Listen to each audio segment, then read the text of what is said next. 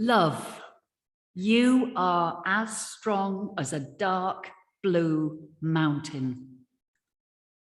Love, you are as fluid as a wide silver river. Love, you are as splendid as clear night sky. Love, you are as mysterious as dark forest. Love, you are wise as enduring friendship. Love, you are true power, not mere distraction, truth, not deceit, purpose, not impulse, poetry, not prose, sing, not sang, now more than tomorrow, but tomorrow more than yesterday. Love, condense yourself into this moment. Permeate the silence that joins us in community, so that in the fire of the words to come, the promise of this time might be wrapped in peace. These opening words, written by Mark Bellatini, they welcome us all who have gathered this morning for our Sunday service. Welcome to those of you who are here in person, here at Essex Church, in a quite hot church. And welcome also to all of you who are joining in via Zoom from your homes far and wide. It's lovely to see your faces there. For those of you I've not met before, I'm Sarah Tinker, at one time minister with this congregation, and now happily retired, and also happy that I can still connect with you all like this from time to time. If you're new to this community, we're especially glad to have you with us. Do stay for a chat after the service if you want, or come to one of the small groups that happen regularly to get to know us better. And if you are a regular here, well, thank you. Thank you for all that you do to build this community and to spread our Unitarian message of equality and oneness. So, whoever you are, however you're feeling today, wherever you've come from, know you're welcome here with us just as you are. And this applies also to anybody who might be watching this service as a video at some future date, or listening to our podcast, or reading this service as a script. There are so many ways now that we can connect with one another, aren't there? And there is space always for you in this community. So today's service is titled Love's Tender and Demanding Path. And in the next hour, we'll be asking that old question, what would love do now? What would love do now? And we'll be exploring the power of love as a guiding principle in human life. So I invite you to take a moment now to arrive here fully. Let's let go for a while, if we can, of the busy or challenging aspects of our lives, those thoughts that turn around in our mind. Release, if we can, the things that are bothering us, at least for this moment. Taking, if we want, one of those lovely calming breaths. Slowly breathing down into the core of our being.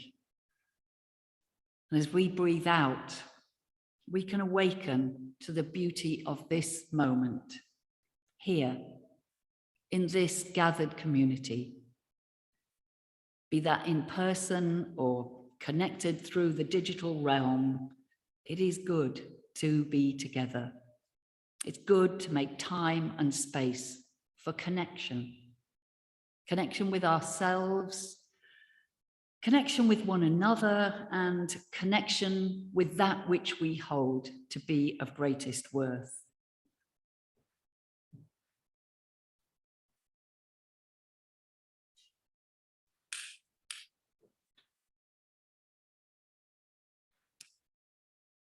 And our chalice flame is now lit. It's one light connecting us with the worldwide Unitarian and Unitarian Universalist community, a progressive religious community. And this simple chalice, I often think, bears witness to the humanity that we all share. One people, one planet, one shared life. May we learn to live in peace. May we care for what we have, and may we spread love wherever we may be.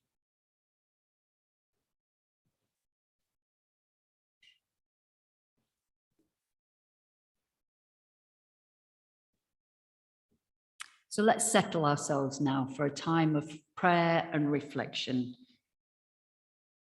We who are so often busy or distracted by the world we live in, or by the busy, buzzing thoughts inside our head. Let's enjoy this opportunity for stilling ourselves, making time to attend to matters of the heart, aligning ourselves with the spirit of life and love which holds us all. We create this as sacred time and place by our presence here together. Grateful for the gift of life itself, yet knowing we each carry our own particular burdens or concerns. We each cherish our special hopes and dreams. In recent times, there may have been opportunities when we've been touched by the love and care of others. If so, let's be grateful for those human connections.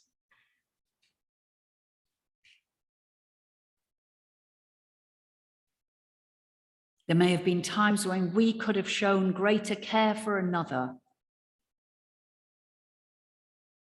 If so, let us understand our human frailty and resolve, if we can, to ease the lives of others as we seek to ease our own existences.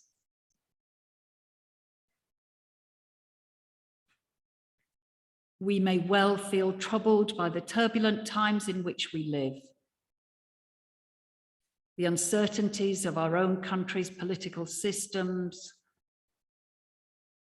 the really frightening events occurring in places like Ukraine, Yemen, Somalia, Eritrea and Ethiopia, to mention yet a few.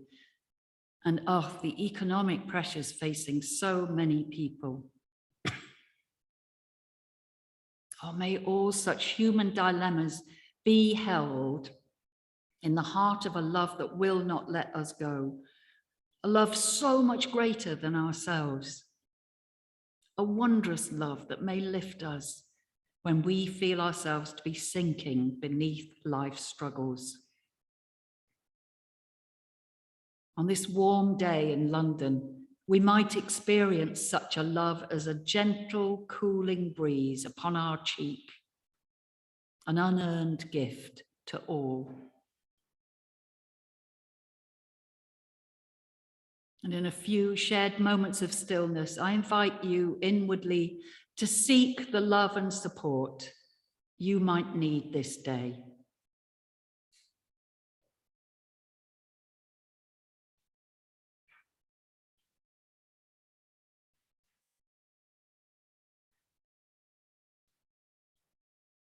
And let us send our loving prayers to those we know to be in need.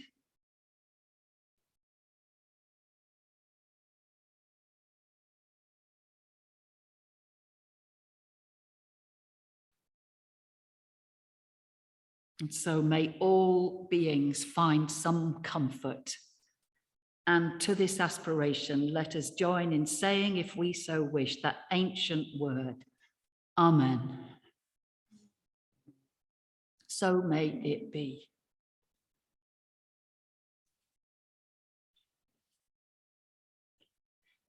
And we get to sing a hymn now. We're going to be singing hymn number 18, and it's that old favorite. It's called What Wondrous Love. It's sung to an old American folk tune. It's a marvelously mournful tune, if you like mournful hymn songs. I just think it's sort of matching its message so well. Life is tough, and we are helped through it by the love of others. I'd really like to live in a society where there was a love that would not let us go. And I know how much you are all committed to creating such a society for everyone. So here in church, we have words on our hymn sheets. And if you're with us on Zoom, the words are going to appear on your screens. You'll be safely muted, so you can sing out loud if you want. Here in church, we're going to keep our masks on to help keep one another COVID-free as cases rise yet again. Come on, let's sing about that wondrous love that cares for one another.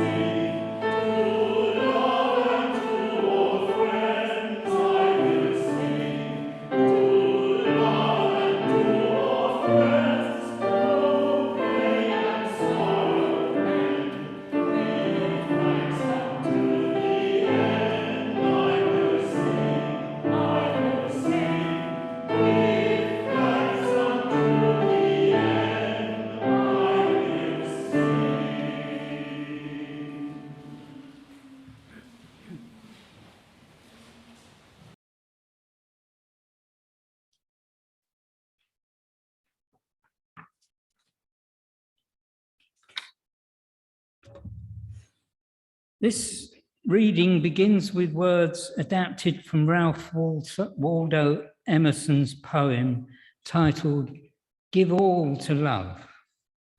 The poem is then followed with words from the Reverend Linda Hart, a Unitarian Universalist minister from the United States, who worked for some years as minister at our Richmond congregation here in London.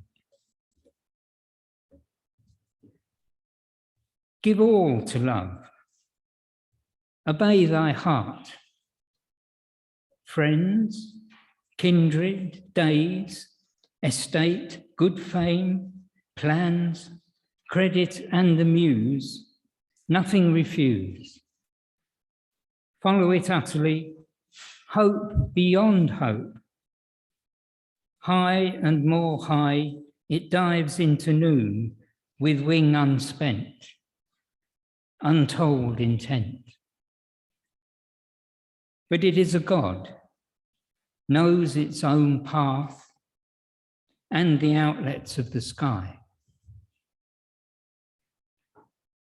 Linda Hart then writes, "Give all to love," writes the poet, "follow it utterly. If only we could. Too often we are captured in that which is not love. captured by petty concerns, old wounds, pains that peck away at our heart, sometimes blinded by all the concerns that press upon us, sometimes blinded by grief beyond words or understanding, sometimes blinded by anger, sometimes blinded by assumptions. And so we turn away from love, following paths which lead us far from it, far from hope, far from healing and wholeness. Hope beyond hope. It is possible to turn, to find our way again. May our eyes be open to the path of love, and may our hearts have the strength to follow, that we may be released from that which captures us, put down the petty concerns, salve the wounds, release the pains, that we may see more clearly what is within us and before us, the love that is available to all, that creates room for sympathy, for care, for community, for intimacy, that we may find ourselves circling closer to a healing in ourselves, in our relationships, for our world, that we may recognize again the wholeness that embraces us, of which we are a part. Give all to love, follow it utterly, and we turn ourselves. Hope beyond hope, may we find our way. May our eyes be ever and again open to the path of love, and may our hearts have the strength to follow.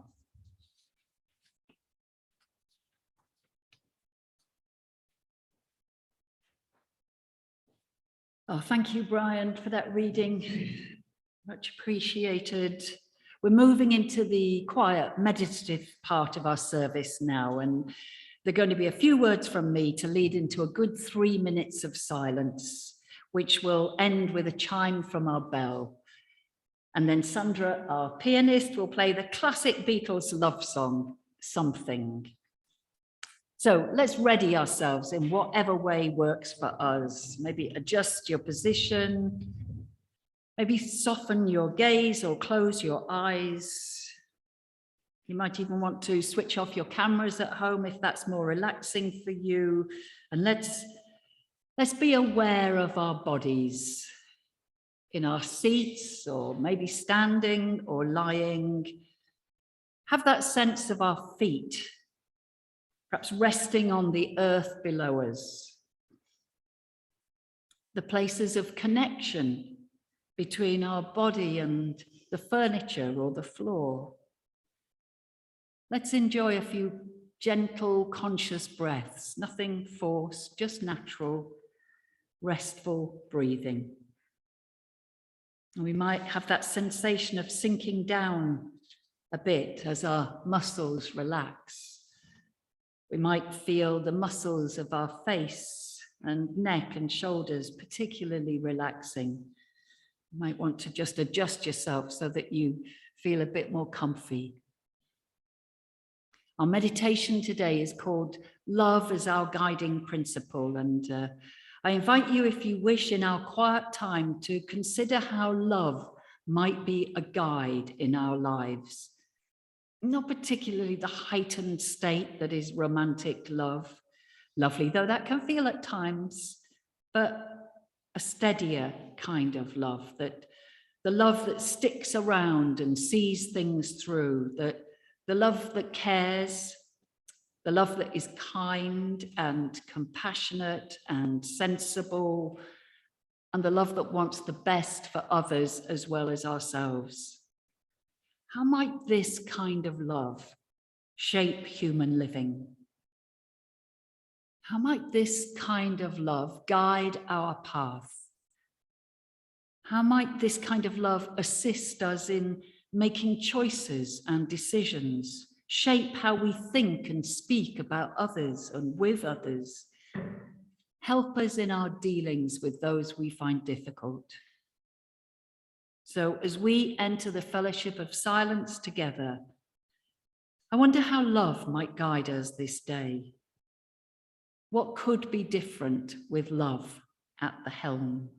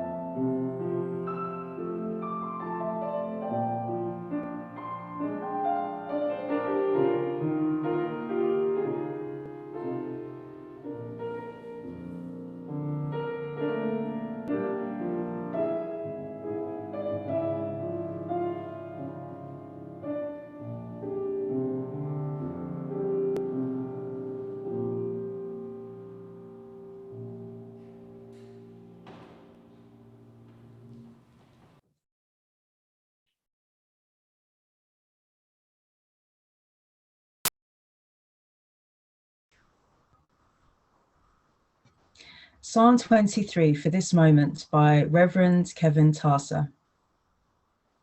May I remember in this tender moment that love is my guide, always, shepherding me towards ways of openness and compassion. I have what I need, really, with love at my side, above me, below me, in front of me, behind me, inside every cell of me, love infused everywhere.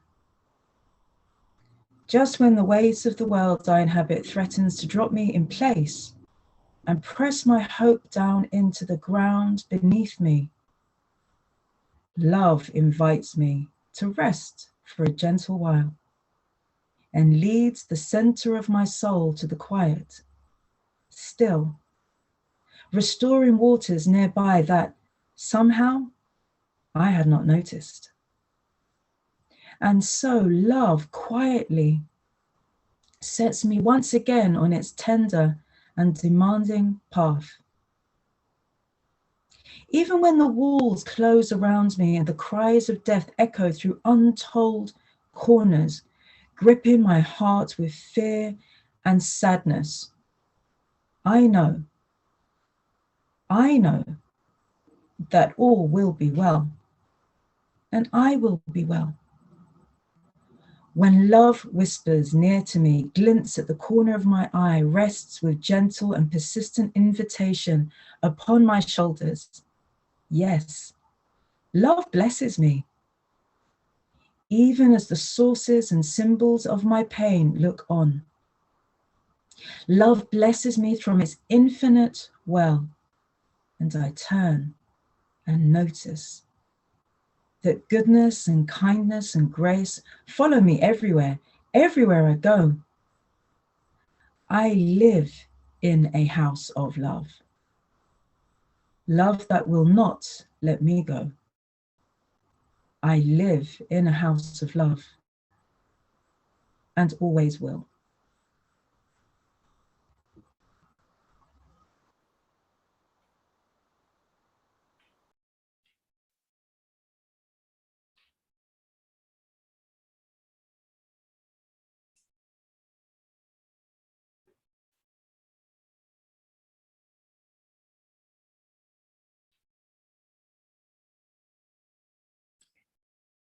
Thank you, Maria. That was, most beautifully read. And that version of the 23rd Psalm, it really touches me. I'm just paraphrasing that line. We live in a house of love, love that will not let us go. That's my kind of religion. Perhaps it resonates with some of you too. But with me, well, it's largely aspirational. Yep, I've grasped the theory that living from a place of love, do you know what? It's a good thing. But it's easier said than done, isn't it? I wonder how this week has been for you.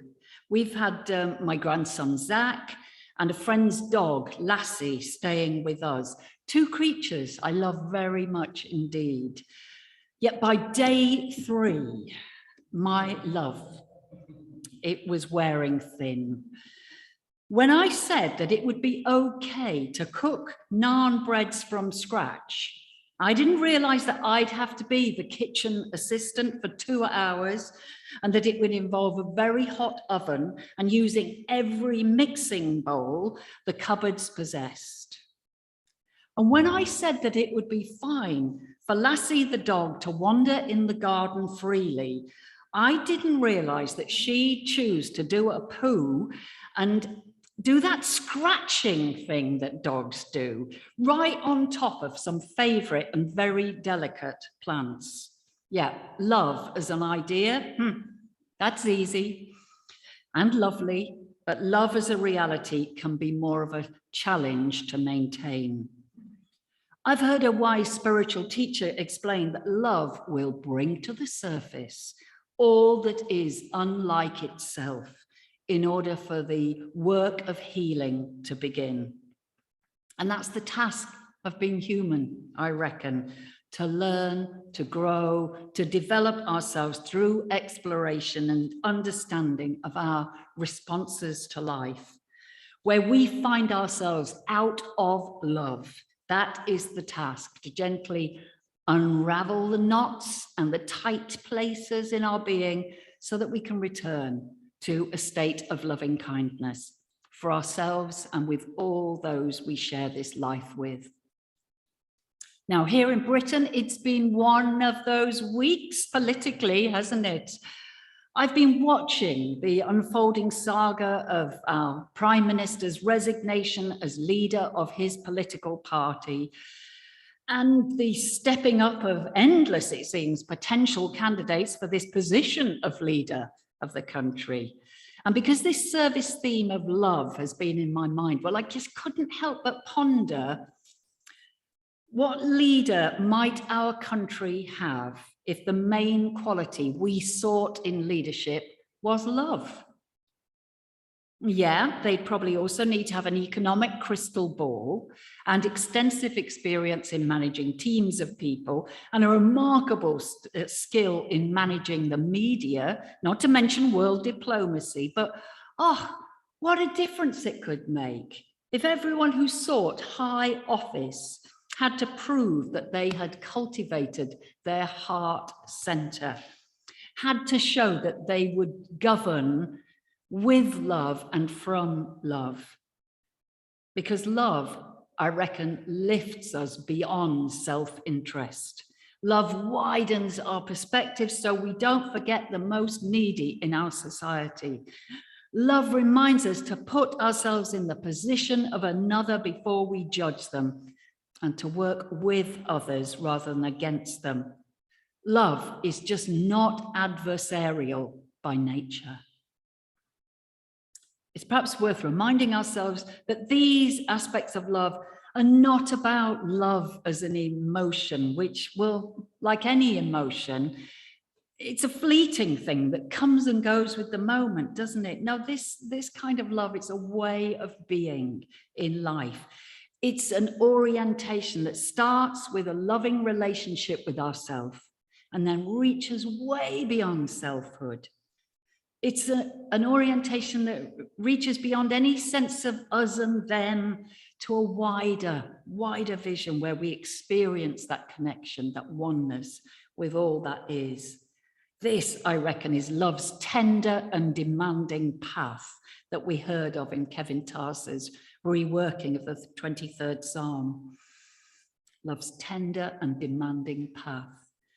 In Brian's reading earlier on, we heard the Reverend Linda Hart, a good friend of this congregation and one-time minister with the Richmond Unitarians. She describes this yearning. May our eyes be opened to the path of love, and may our hearts have the strength to follow, that we may be released from that which captures us, put down petty concerns, salve the wounds, release the pains. And it's always worth reminding ourselves, I think, that this path of love, it doesn't mean that we let others walk all over us. No, the path of love actually requires us to be tough at times and to speak up when we know wrongs are happening. But it also requires us to maintain that loving orientation, even as we protest, even as we stand up for what we know to be right.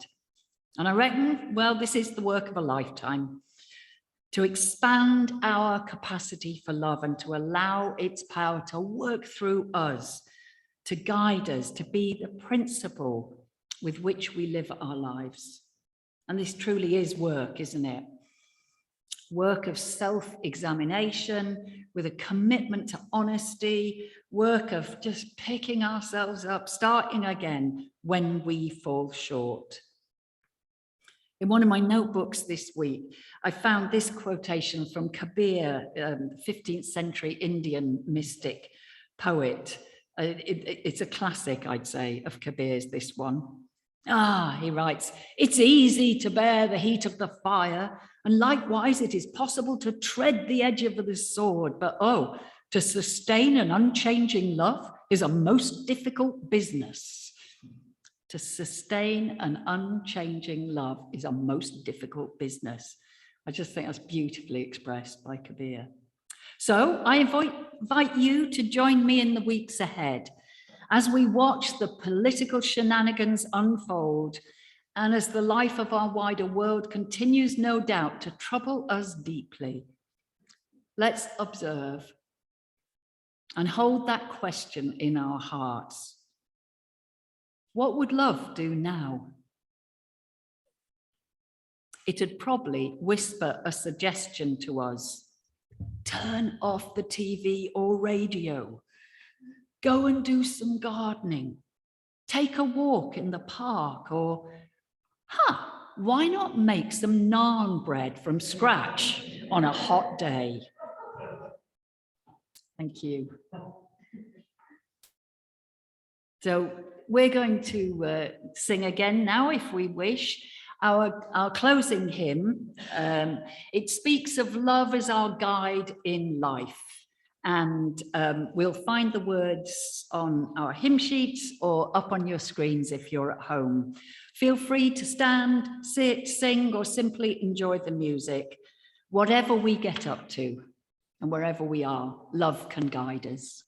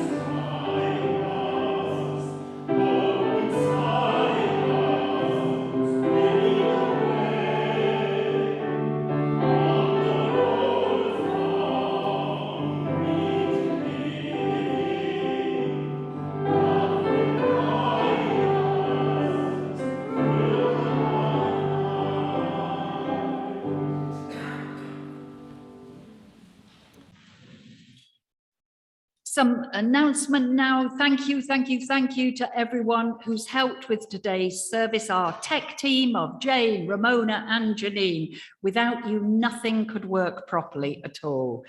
Thank you to Maria for Zoom hosting. Thanks to Brian and Maria for our readings today. Big thanks for Sandra Smith stepping in as pianist, and to Harold for finding some suitably romantic music to end our service. Next week, Jane, our ministry coordinator, will be leading our flower communion on Zoom. Bring a flower, everyone. It's a really lovely ritual to join in with, and I think it works well on Zoom. The congregation has, of course, a life beyond Sundays. Thank you to everybody who was involved in last week's concert and poetry evening. Our online heart and soul sessions are available to everyone. This is an online spiritual gathering. The theme this evening, and I think Friday, I hope I've got this right, Jane, it's integrity. And apparently every single elected MP has signed up to find out more about integrity, but there is still space for a few of you still to join in. See Jane or send her an email if you want to know more about heart and soul. There's a congregational Zoom coffee morning every Wednesday, and do stay if you can after the service today, as Liz will be serving coffee, tea and biscuits and cool water in the hall after the service.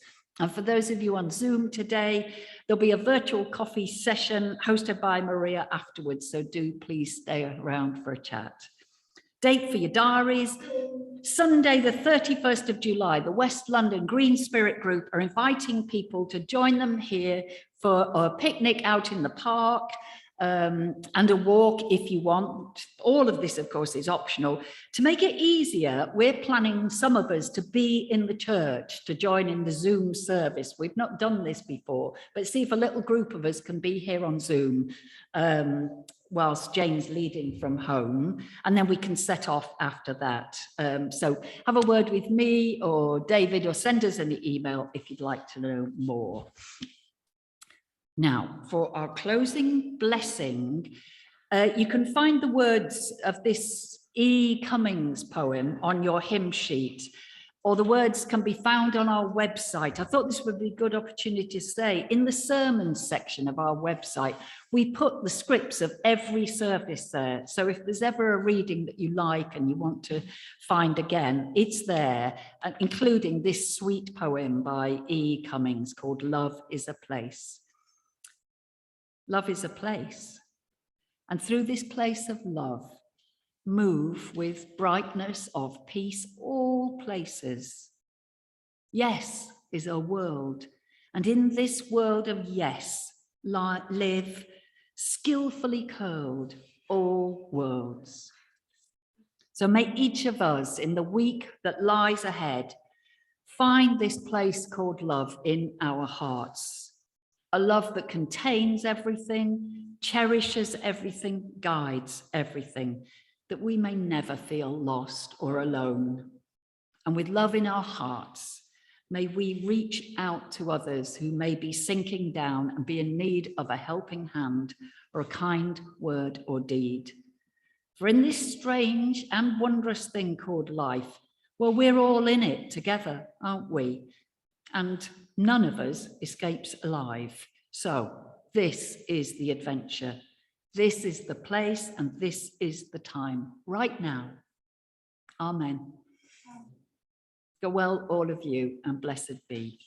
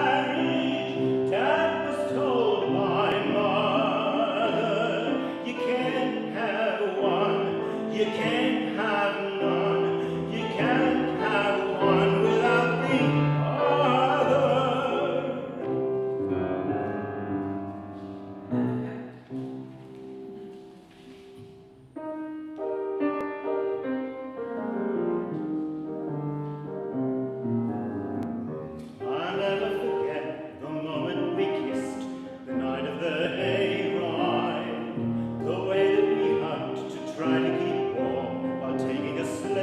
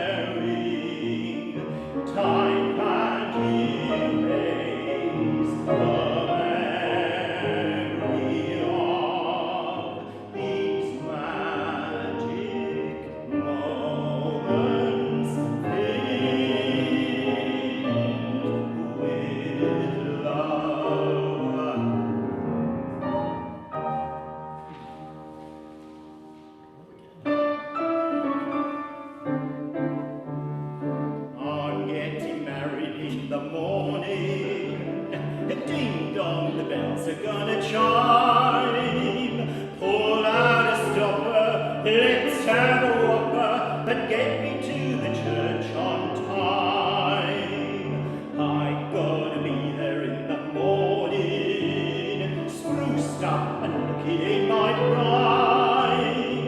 Girls, come and kiss me, show will you miss me, but get me to the church on time. If I am dancing, roll up the floor. If I am whistling, be out the door. For I'm getting married in the morning. Ding dong, the bells are gonna shine. Kick up a rumpus, but don't